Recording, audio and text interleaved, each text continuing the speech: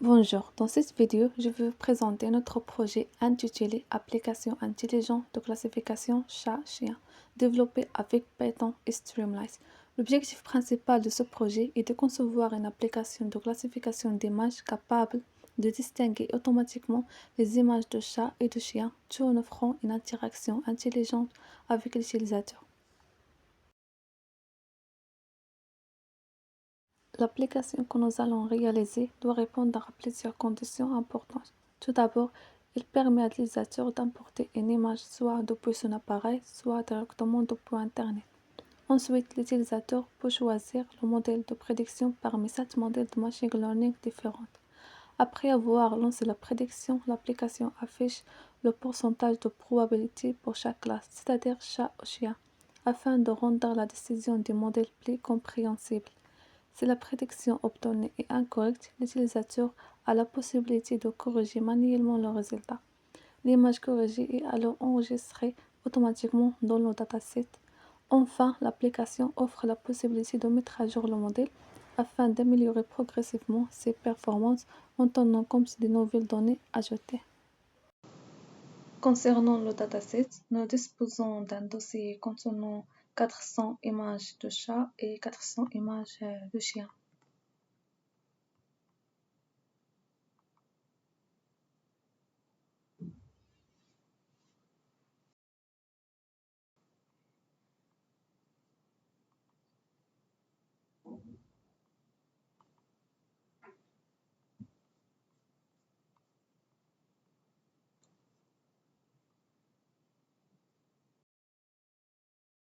Après avoir cité le dataset dans VS Code où les images sont organisées dans deux dossiers, cat et doc, nous commençons maintenant la partie traitement des images. Avant d'entraîner les modèles de machine learning, il est nécessaire de transformer les images en données numériques car les modèles classiques comme la régression logistique, KNN ou SVM ne peuvent pas traiter directement des images.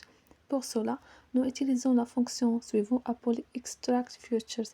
Cette fonction a pour rôle principal d'extraire les caractéristiques d'une image ou de la convertir en un vecteur numérique exploitable par les modèles. Tout d'abord, la bibliothèque OpenCV est utilisée pour lire l'image à partir de son chemin. Ensuite, l'image est redimensionnée en 64 par 60 pixels afin d'unifier la taille de toutes les images du dataset et de réduire la complexité des calculs. Après cela, les valeurs des pixels sont normalisées en les divisant par 255. Cette étape permet de ramener les valeurs entre 0 et 1, ce qui améliore la stabilité et les performances du modèle de machine learning.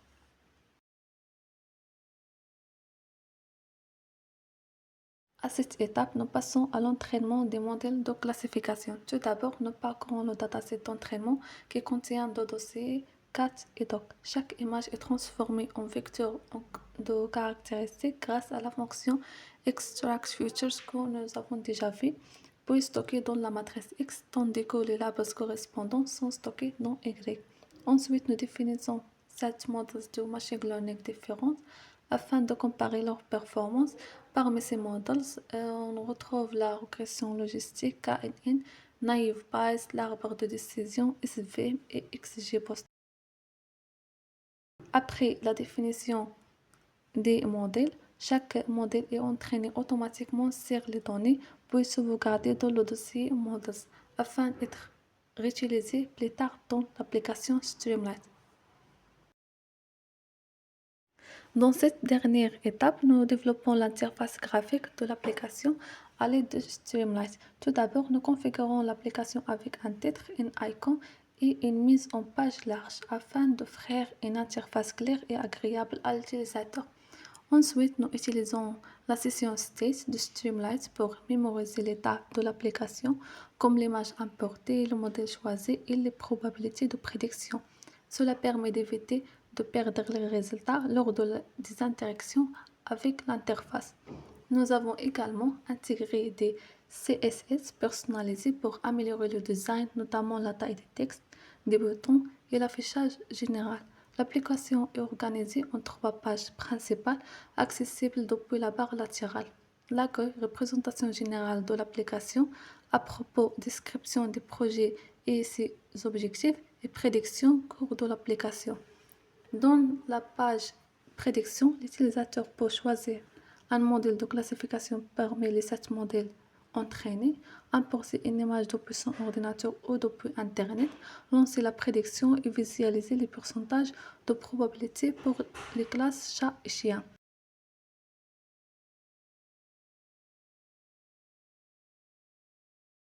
Alors pour lancer l'application, il suffit d'écrire dans le terminal de dossier de projet Streamlight Run App.py. L'application se lance alors automatiquement dans le navigateur.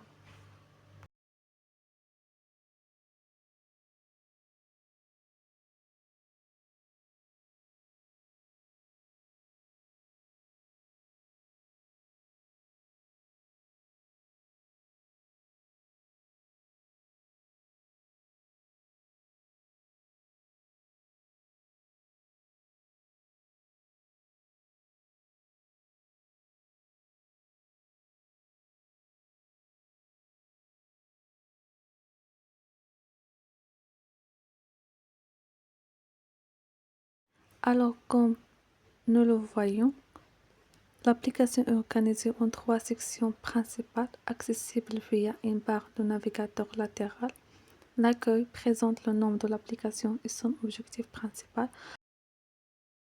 À propos de créer le fonctionnement général de l'application et les modèles utilisés, les prédictions, c'est la section centrale où l'utilisateur interagit avec le système de classification. L'application propose 7 modèles de machine learning parmi lesquels l'utilisateur peut choisir. Alors on a Logistic Regression, KNN, Naive Bayes Decision Tree, Random Forest, SVM et XGBoost. Ces choix permettent de comparer les comportements et performances des différents algorithmes. Maintenant, nous allons faire un exemple pour montrer comment fonctionne l'application. Premièrement, on choisit le modèle souhaité. Par exemple, on choisit Random Forest et après on importe l'image d'après le dataset. On choisit par exemple cette image. Alors voilà l'image, on lance la prédiction et voilà, on a le résultat ici. Si on change le modèle par exemple, on choisit Logistic Regression, on relance la prédiction et voilà le résultat.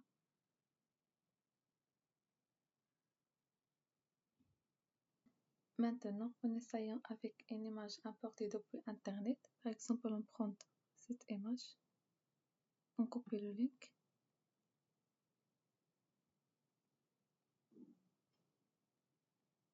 Et voilà, on le copie ici.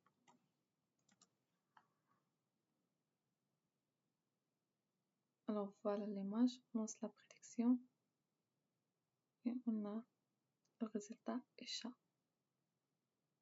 Et enfin, on a cette section pour que si la prédiction est incorrecte, l'utilisateur peut corriger manuellement la classe predict.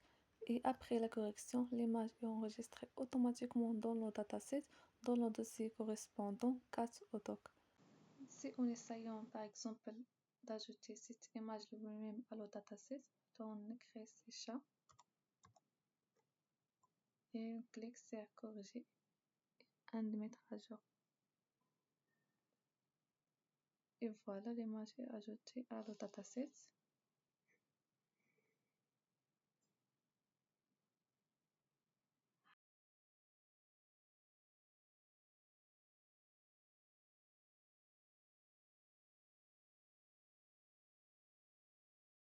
Et enfin, le dataset et les modèles sont mis à jour successivement.